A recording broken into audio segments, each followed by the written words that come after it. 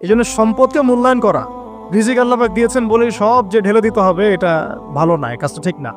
আল্লাহ পাক আজকে আপনাকে হয়তো 1 কোটি টাকা দিয়েছেন, কালকে আল্লাহ না করুক 1000 টাকার জন্য মানুষের কাছে হাত পাততে বাধ্য করতে পারেন আল্লাহ পাক। এমনও কিন্তু দিন আসতে পারে, দিন সবার সবসময় সমান থাকে।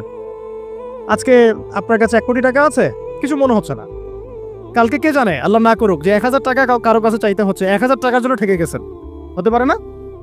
রিজিককে মানুষ তাজিম না করলে রিজিক দূরে চলে যায়। দুটো বিষয় খেয়াল রাখবেন, দুটো বিষয়। এক হচ্ছে মাঝে মাঝে মনের মধ্যে কিছু আমল করার ইচ্ছা আসে না?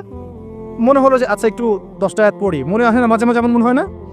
ওই সময় এই যে মনের মধ্যে যে এই ইরাদাটা জাগ্রত হওয়া, এটাকে আমরা বলি ওয়ারিদ।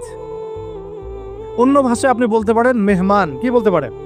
এটা আল্লাহর পক্ষ থেকে আপনার কলবের মধ্যে মেহমান হিসেবে এসেছে। এখন আপনি যদি আমলটা করেন, সেই মেহমান বারবার আপনার কলবে আসবে।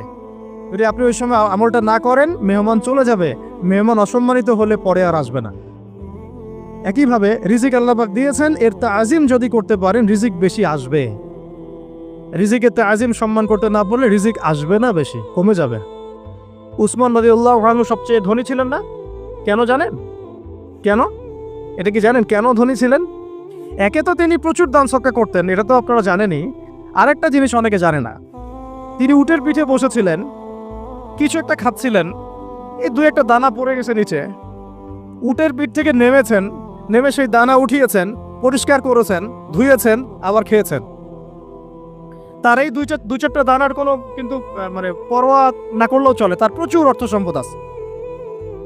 এত অর্থ সম্পদ যে তাবুক যুদ্ধের দিন 30,000 সেনাবাহিনীর দায়িত্ব নিয়েছেন। 30,000 সেনাবাহিনীর দায়িত্ব নিয়েছেন। সেনাবাহিনী যাবে, থাকবে, খাবে, তাঁবু টাঙাবে, সব দায়িত্ব তার। 30,000 সেনাবাহিনীর দায়িত্ব নেওয়া কি চারটাখানি কথা? তো এই সাহাবী এই কয়েকটা খাবারের দানা উঠিয়ে খেলেন। নবী সাল্লাল্লাহু আলাইহি ওয়াসাল্লাম বলেছিলেন যে তোমাকে আল্লাহ পাক রিজিক বাড়িয়ে দিবেন না কেন?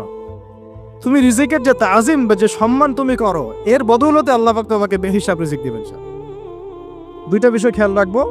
আমলের মেহমান হৃদয়ের মধ্যে আসলে তাকে ফিরাই না দেওয়া, তাহলে সেই মেহমান কিন্তু আর আসবে না। মেহমানকে মূল্যায়ন করলে মেহমান বারবার আসবেন ইনশাআল্লাহ।